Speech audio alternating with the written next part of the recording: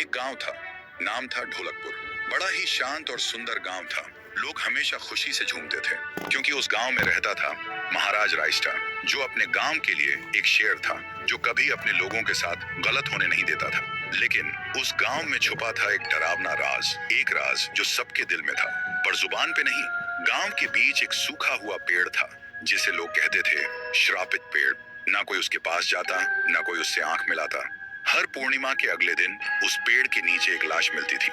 लोग कहते, रात में कोई आता है और लाश छोड़ जाता है, लेकिन कभी किसी ने कुछ देखा नहीं और देखता भी कैसे। जो देखता वो अगले दिन पेड़ के नीचे होता था। एक दिन राइस्टार ने ठान लिया, बस अब और नहीं, इस राज का अंत मैं ही करूंगा, क्योंकि ढोलकपुर का नाम मिट्टी में मिल रहा था। फिर एक पूर्णिमा की रात राइस्टार चुपके से जाकर पेड़ के पास बैठ गया। रात के 2 बजे एक आवाज आई, थुम थुम थुम थुम थुम थुम थुम थुम थुम सहूर।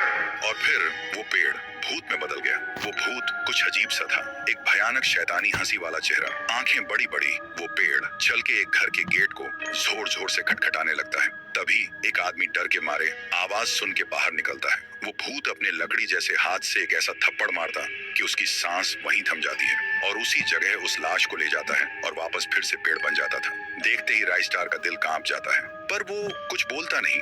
सुबह लोग भीड़ में जमा हुए और राइस्टार ने पहली बार उस पेड़ से बात करने की कोशिश की। पेड़ के अंदर से एक आवाज निकली, क्या तुम सब भूल गए मुझे? राइस्टार बोलता है, तू कौन है?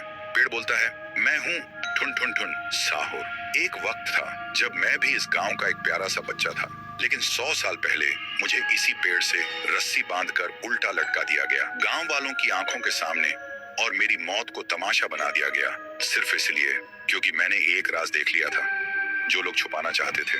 और उसी पल से मेरी रूह इस पेड़ से जुड़ गई। उस दिन से मैं इंसान नहीं, एक सज्जा बन गया, और हर पूर्णिमा में एक राजदार को चुनता हूँ और फिर उसे उसकी खामोशी का हिसाब देता हूँ। राइस्टार बोलता है, लेकिन अब तो वो लोग मर चुके हैं ना जो तेरा कसूरवार थे। अब तू मासूम लोगों को क्यों मार रहा है? पेड़ कुछ देर चुप रहता है, फिर बोलता है, ठीक है, बस एक बार मुझे याद करो, एक दिया जला दो, फिर मैं कभी किसी को नहीं मारूंगा। फिर रात में सब लोग आते हैं, एक एक दिया जलाते हैं, और तभी पेड़ अपने आप से आग पकड़ लेता है और आखिर में मुक्ति मिलती ठुन ठुन ठुन साहुर को।